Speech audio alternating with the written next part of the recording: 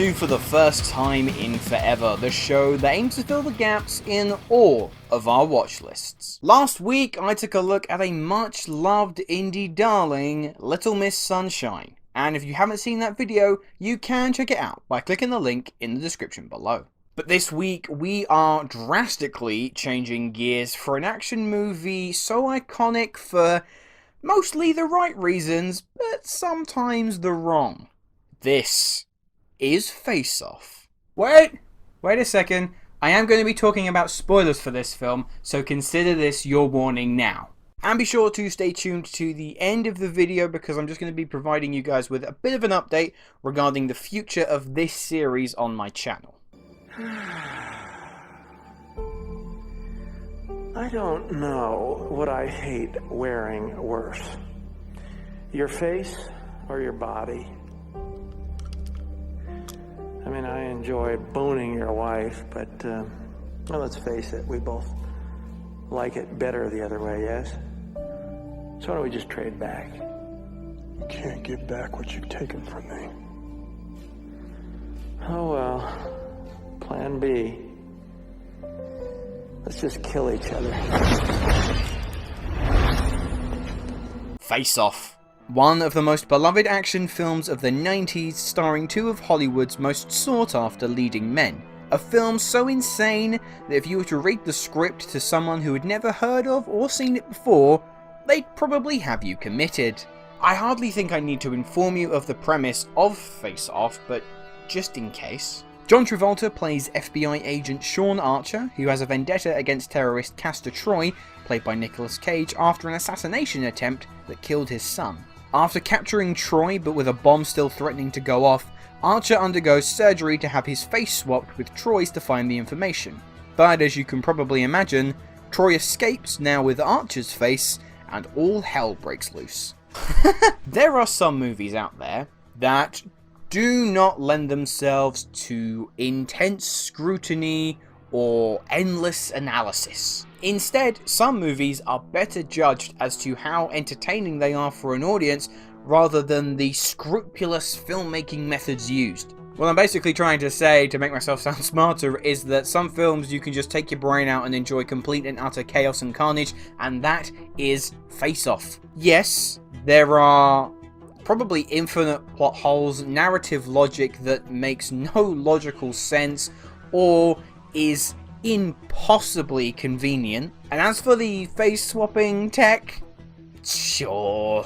But right from the off, director John Woo is telling his audience, hey, don't try to take this movie seriously. Instead, he's asking them to strap in for an adrenaline-infused, testosterone, high-octane roller coaster ride, and to that, I say, hell yes. I knew exactly what I was in for in the opening moments of the film. We get the tragic death of Archer's son, followed by a 6-year jump to Archer finally tracking Troy down, but not before Cage does what Cage does best, be Nicolas Cage. From crumping to acquire, getting a good feel of a nun's holy spirit, and pulling a face that will forever haunt me in my dreams, the first 15 minutes of this film is Nicolas Cage dialed up to 11.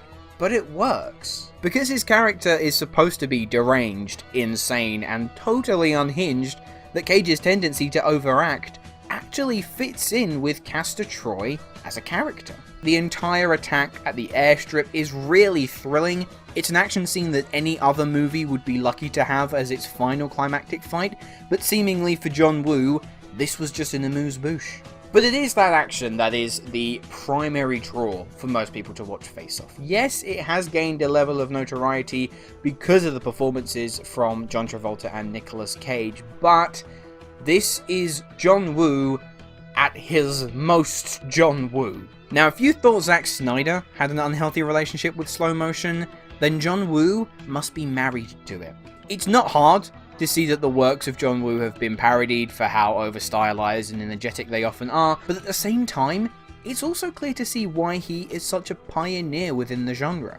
Throughout the film, these giant and sprawling action set pieces, if in the hands of any other filmmaker, could have been completely lost. but you get the sense that Woo is meticulous with the staging, choreography and shooting to capture all of the excitement. Does he go overboard a lot of the time with his typical Wooisms? Absolutely. There are plenty of his trademark dove shots. There's an encyclopedia of the different ways to fire a gun, shooting while running, shooting while driving, shooting while flying, shooting while jumping, shooting while ducking, shooting while sliding, and there are many more. But for me, the greatest aspect to all of this action, other than it being filmed coherently, is that it is all practical. It's somewhat making a comeback in films today, but in my own opinion, shooting action in camera rather than adding CGI in post is always the best way to go. Recent films like the latest Mission Impossible movies or the John Wick films pride themselves on being able to pull off these crazy stunts even if CGI would have been simpler, primarily because there's a level of authenticity that it adds. And Face Off is a great example of how practical action can take a film from just enjoyable to iconic. As I said, the opening fight at the airstrip was an electrifying start. There was a very tense Mexican standoff, a great shootout at one of Troy's hideouts set to somewhere over the rainbow for reasons I cannot even begin to try to explain. But the creme de la creme was the climactic speedboat chase full of outrageous yet amazingly executed stunt work that had me on the edge of my seat watching it. It really is some top-notch action. And as I hinted at before, another draw to watch Face Off is to see John Travolta go head-to-head with Nicolas Cage as to who can outact one another. And I was a little concerned that after the swap, both actors would just do their best impersonation of the other actor, which they do lean into now and again, but on the whole, they do a great job, especially because I think they lived together for a couple weeks before filming so as to learn each other's mannerisms and really study them. Cage probably stood out more for me. I mean, he is absolutely off his rocker at the beginning, but once his face is grafted onto Archer's character, I actually really appreciated the sudden depth that he brought, knowing that he now wears the face and has to assume the identity of his greatest enemy. And I thought Cage put that across very well indeed. I mean, he still swings for the fences in places. I'm gonna take his face off. But hey, it's Nicolas Cage. He then winds up in prison to extract the information, and that's when the real Troy rocks up, assuming the identity of Archer. Travolta clearly is having lots of fun. I don't think he cracks into that insanity as effortlessly as Cage does, but he gives it a damn good go. But he undeniably pulls off the creepy aspect to his character as he preys upon Archer's family. Now, even with all of its ridiculousness going around, parts of the film did drag for me. Much of the middle act felt largely inconsequential. It was supposed to further and flesh out Troy's overall plan, but it didn't really do much for me, and I do think that you could have easily cut about half an hour out of this film, and you would have had an action extravaganza unlike anything we've seen before. Nevertheless, Face Off is at its best when it embraces how stupendously silly it is. The premise is utterly ludicrous, but because of the commitment that the actors bring, you totally buy into it. The action is exhilarating, but the movie definitely deserves to go down in history as having one of the most exciting third acts in action movie history. If over-the-top action movies are your kind of thing and you are yet to see Face Off, I don't know what to tell you. Go and watch it. So after watching Face Off for the first time in forever, I can safely say that it is worth it.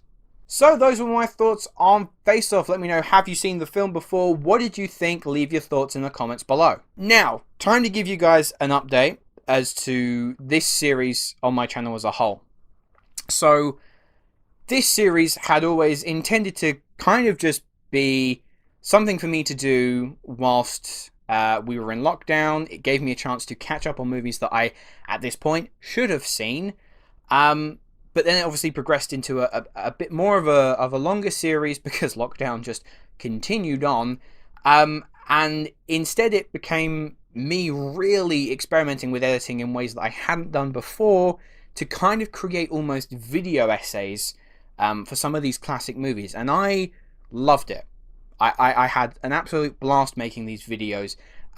But now that things are starting to reopen, more movies are actually just being released in general, I don't have the time to continue making this series, at least not for the time being. So next week is going to be the last first time in forever on this channel, or at least for the foreseeable future. Like I said, I have had tons of fun making these videos. It's really allowed me, like I said, to properly experiment with the editing, try some things out that I wouldn't have normally done in just normal reviews. It's also given me the opportunity to use the knowledge and skills that I developed in my film degree and put that to good use.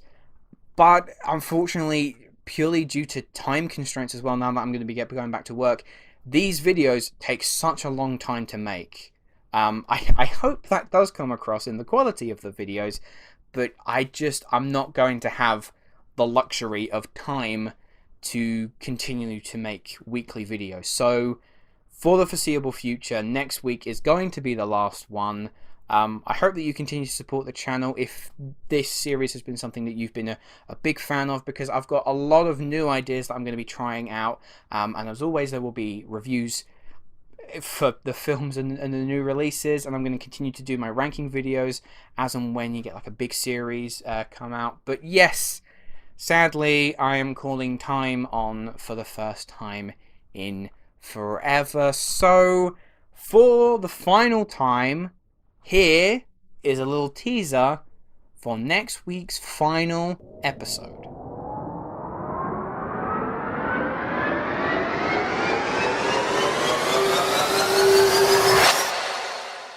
Hello, thank you so much for watching. I hope you enjoyed the video. If you have, make sure to click that like button, and if you aren't already, click that subscribe button too.